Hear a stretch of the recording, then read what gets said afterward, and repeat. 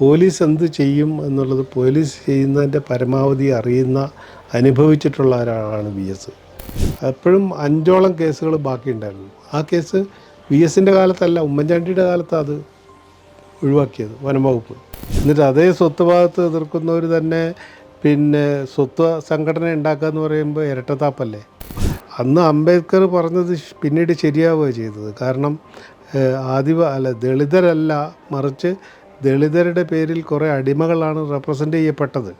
അത് നമ്മൾ ഏറ്റവും കൂടുതലായിട്ട് കാണുന്നത് ഇപ്പോൾ ഈ CPM-ലൊക്കെ തന്നെയാണ്. ആദിവാസികളെ വഞ്ചിക്കുന്ന പ്രസ്ഥാനമാണ് CPM. അതിനായിട്ട് അവർ പടച്ചുണ്ടാക്കിയതാണ് AKS.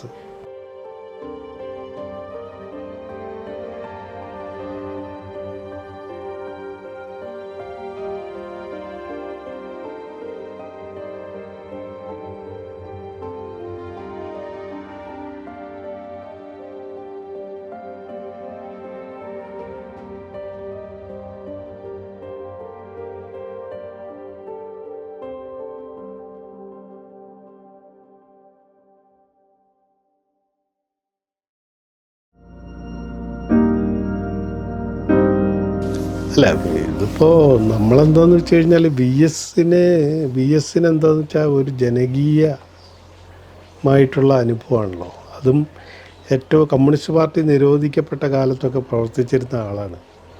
അപ്പം അതുകൊണ്ട് തന്നെ ഈ പോലീസ് ഭീകരത അറിയാം. പോലീസ് എന്ത് ചെയ്യും എന്നുള്ളത് പോലീസ് ചെയ്യുന്നതിൻ്റെ പരമാവധി അറിയുന്ന അനുഭവിച്ചിട്ടുള്ള ഒരാളാണ് വി എസ്. പിണറായിക്ക് ഉണ്ടെങ്കിലും പിണറായി ആ കാലത്തെ ആളല്ല. അതാണ് പിണറായിയും വി എസും തമ്മിലുള്ള പ്രധാന വ്യത്യാസം. കാരണം കമ്മ്യൂണിസ്റ്റ് പാർട്ടി നിരോധിക്കപ്പെട്ട കാലം മുതലേ പ്രവർത്തിച്ചിരുന്ന ഒരാളും കമ്മ്യൂണിസ്റ്റ് പാർട്ടിക്ക് ഭരണാധികാരം ഉണ്ടായിരുന്ന കാലത്ത് അനുഭവപ്പെടും. ഇപ്പോൾ പിണറായി വിജയനും നന്നായിട്ട് പോലീസ് മർദ്ദനം ഏറ്റിട്ടുള്ള ആളാണ്. പക്ഷേ അദ്ദേഹം പോലീസ് മന്ത്രിയായിരിക്കുമ്പോൾ കണ്ടില്ലേ എന്തെല്ലാം നടക്കുന്ന സംഭവം. പോലീസ് അതിക്രമങ്ങളുടെ ഇതാണ്. അപ്പോൾ അതാണ് നമ്മൾ മനുഷ്യനെ അങ്ങനെ ഈ എന്താ പറയുക, പിന്നെ മനുഷ്യനെ അവൻ്റെ ആളടുത്തറിയണം എന്നൊക്കെ ഒരു പഴഞ്ചൊല്ലുണ്ട്. അതുപോലെയാണ് കാര്യം. നമ്മൾ നോക്കുമ്പോൾ ഇത്രയേറെ പോലീസ് മർദ്ദനത്തിന് വിധേയമായിട്ടുള്ള ഒരാളാണ് ആഭ്യന്തരമന്ത്രി. എന്നിട്ട് ഈ കേരളത്തിൽ എന്തെല്ലാം പോലീസ് അതിക്രമങ്ങളാണ് നടക്കുന്നത് അനുദിനം. അപ്പോൾ അവസാനം കണ്ടില്ലേ ഒരു പയ്യന് സ്റ്റേഷനിലിട്ട് ഇത് കൊണ്ടുപോയി ആളല്ലാത്ത ഇപ്പോൾ ഒരു കൊടുങ്ങല്ലൂർ ആ ഭാഗത്തെങ്ങാണ്ട് ഒരു പയ്യനെ അയാളല്ല പ്രതി, എന്നിട്ട് ആൾ മാറിയിട്ട് ഒരേ പേരുകാരനെ പിടിച്ചുകൊണ്ട് പോയിട്ട് അയാൾ തല്ലിക്കൊന്ന കേസ് വരെ ഉണ്ടായി. അത് പിണറായി ആഭ്യന്തരമന്ത്രി ആയിരിക്കുമ്പോഴല്ലേ. അങ്ങനെ സംഭവിക്കാൻ പാടുണ്ടോ? യഥാർത്ഥത്തിൽ അത്രയേറെ മർദ്ദനം അനുഭവിച്ച ഒരാളെ സംബന്ധിച്ചിടത്തോളം. അപ്പോൾ ഇത് നമുക്ക് താരതമ്യം ചെയ്യാനേ പറ്റാത്ത രണ്ടാളുകളാണ് ഇവർ രണ്ടുപേരും. രണ്ടും രണ്ടാണ് ശരിക്കും.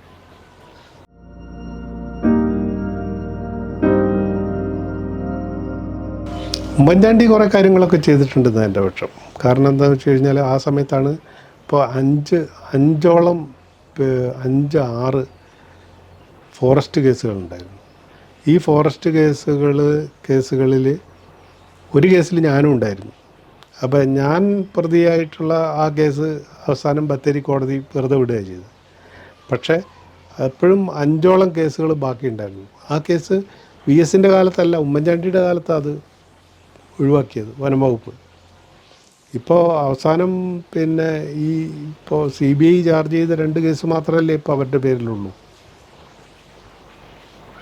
ഉമ്മൻചാണ്ടി കുറച്ച് കാര്യങ്ങളൊക്കെ ചെയ്തിട്ടുണ്ട് അങ്ങനെ. അതുപോലെ തന്നെ മറ്റേ മുത്തങ്ങ സമരത്തിൽ പങ്കെടുത്തവർക്ക് ഭൂമി കൊടുക്കാനുള്ള ഒരു പദ്ധതി തുടങ്ങി വെച്ചത് ഉമ്മൻചാണ്ടിയാണ്.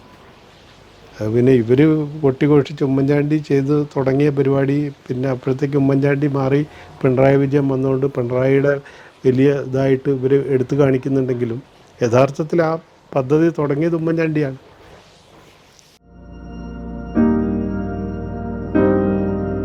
അതിന് ഞാൻ സീരിയസ് ആയിട്ട് കാണുന്നേ ഇല്ല. അതിലൊന്നും ഒരു കാര്യമില്ല. കാരണം അതുകൊണ്ട് ഈ ആദിവാസിക്കും ഗുണമില്ല, CPM-കാർക്കും ഗുണമില്ല. അതുകൊണ്ടുണ്ടാകാനും പോകുന്നില്ല. ഇത്രയും കാലം നിങ്ങൾ വർഗം എന്ന് പറഞ്ഞിട്ട് ഇപ്പോൾ അവസാനം വന്നിട്ട് ഇപ്പോൾ ജാതി പറയണ എന്തിനാ? അത് അത് വലിയൊരു വിഷയമല്ലേ. ഞാൻ നോക്കുമ്പോൾ ഇവർ തന്നെയാണ് ഇപ്പോഴും സി പി എംകാർ തന്നെയാണ് ഏറ്റവും കൂടുതൽ സ്വത്ത്വാദത്തെ എതിർക്കുന്നവർ. എന്നിട്ട് അതേ സ്വത്ത്വാദത്തെ എതിർക്കുന്നവർ തന്നെ പിന്നെ സ്വത്വ സംഘടന ഉണ്ടാക്കുക എന്ന് പറയുമ്പോൾ ഇരട്ടത്താപ്പല്ലേ. അതിലെന്താ കാര്യം? അതുകൊണ്ടൊരു കാര്യമില്ല. അവരൊക്കെ എതിരായിട്ടാണ്. പിന്നെ ഇവിടെയുള്ള കേരളത്തിൽ ഞാൻ പറഞ്ഞില്ലേ, VS അച്യുതാനന്ദൻ ഒഴികെയുള്ള മുഴുവൻ സി പി എംകാരും മുത്തങ്ങ സമരത്തിൻ്റെ അടിച്ചമർത്തൽ വരെ പൂർണ്ണമായും അതിനെതിരായിരുന്നു.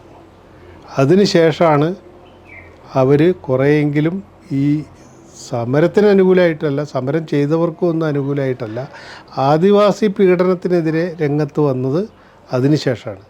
അതിൻ്റെ ഭാഗമായിട്ടാണ് മുത്തങ്ങ സമരത്തോടു കൂടി മുത്തങ്ങയിൽ ശരിക്കും ഗോത്രമഹാസഭയുടെ കൂടെ ഈ ആളുകൾ പോകുന്നത് കണ്ട് അന്തം വിട്ടിട്ടാണ് യഥാർത്ഥത്തിൽ CPM അത് CK ശശീന്ദ്രൻ്റെയൊക്കെ നേതൃത്വത്തിൽ ഈ ആദിവാസി ക്ഷേമസമിതി ഉണ്ടാക്കുന്നത്. അതുകൊണ്ട് ഒരു കാര്യമില്ല. അത് മാത്രമല്ല, ഇപ്പോൾ നമ്മൾ വേറൊരു കാര്യം കാണണം. ഇപ്പോൾ ഈ ആദിവാസികളെ റെപ്രസെൻ്റ് ചെയ്യുന്നുണ്ട്. ഇപ്പോൾ ഈ കാര്യത്തിലാണല്ലോ മറ്റേ പൂന പാക്റ്റും അതുമായിട്ട് ബന്ധപ്പെട്ടിട്ടുള്ള വലിയ വിഷയങ്ങളുണ്ടാവുന്നത്. അപ്പോൾ അന്ന് അംബേദ്കർ പറഞ്ഞത് പിന്നീട് ശരിയാവുകയാണ് ചെയ്തത്. കാരണം ദളിതരല്ല, മറിച്ച് ദളിതരുടെ പേരിൽ കുറേ അടിമകളാണ് റെപ്രസെൻ്റ് ചെയ്യപ്പെട്ടത്. അത് നമ്മൾ ഏറ്റവും കൂടുതലായിട്ട് കാണുന്നത് ഇപ്പോൾ ഈ CPMലൊക്കെ തന്നെയാണ്. എത്രയോ ഞാൻ പറയട്ടെ, വയനാട്ടിൽ നിന്ന് ഒരു കുറുമരയോ കുറിച്ചരയോ അല്ലാതെ കോൺഗ്രസ്സോ കമ്മ്യൂണിസ്റ്റുകാരോ നിർത്തുന്നില്ലല്ലോ. ഒരാളെപ്പോലും ഒരു പണിയ വിഭാഗത്തിൽപ്പെട്ട ഒരാൾ പോലും നാളിതുവരെ തിരഞ്ഞെടുപ്പിൽ മത്സരിച്ചിട്ടില്ല. പിന്നെ അടിയ വിഭാഗത്തിൽ നിന്ന് അതിൻ്റെ ഒരു രസം എന്താണെന്ന് വെച്ചാൽ, ഇപ്പോൾ NDAയുടെ ബാനറിലാണെങ്കിൽ 2 തവണ CK ജാനു മത്സരിച്ചു.